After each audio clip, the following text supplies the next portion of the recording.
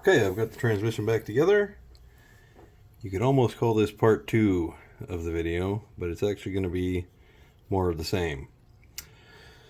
I forgot, I wanted to add how you go about making a, let's call it one axle reversed drivetrain. And the benefits of that would be just a little bit less torque twist. You have one axle turning a different rotation than the other axle, and that will cause the two halves of the axle to kind of, one's going one way, one's going the other. They're both rotational forces. They're going to cause it to be more straight when it hits the gas and goes, as opposed to all wanting to lean one way or the other. So the ways you would go about doing that on like your standard Wraith axle or Bomber or Yeti or the SMT 10 with axial rigs, you would just, once you installed this transmission in there, in whatever orientation it was in before, the easiest way to do it would probably be to change the rear gears. The fronts usually have a lot more stuff holding them on. They're a little harder to get to. So if you change the rear axle out, the front rotation will be actually the opposite direction. So you'll end up having to change the motor polarity.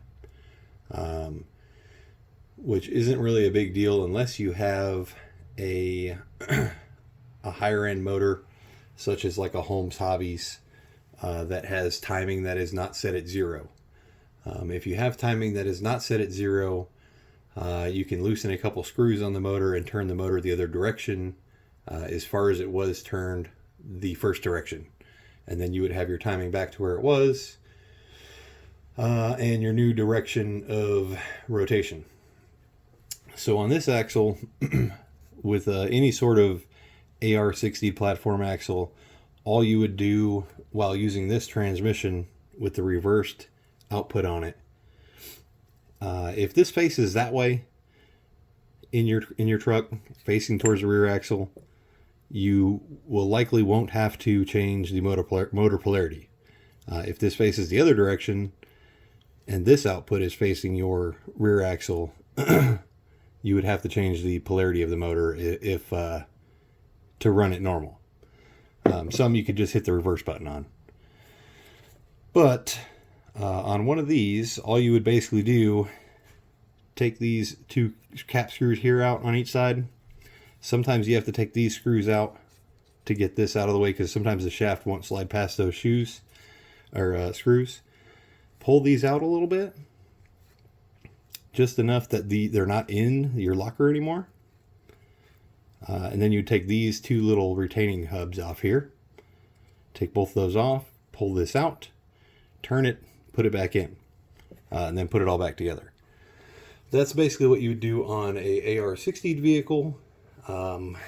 For anyone not fortunate enough to be trying to use this transmission in something that's not using an axle that you can easily change that gear out to the other direction, what you would need to do is, here we have a standard SCX 10.2 rear axle.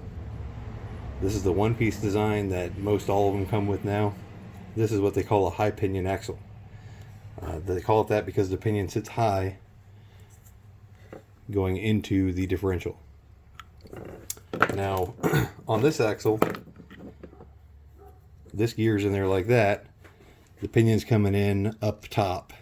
Well, it's actually, let's do it right here. It's like this, coming in up top. And when you turn it clockwise, it goes forward.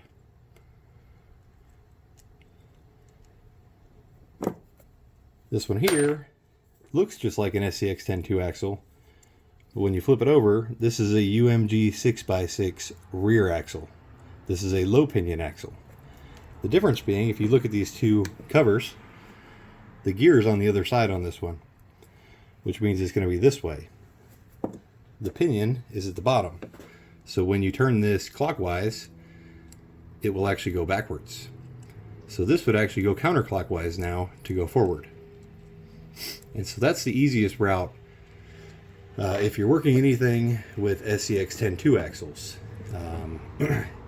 Now if you're working something else like TRX4 with portals, or I don't know, any of the other different different axles they make on different rigs.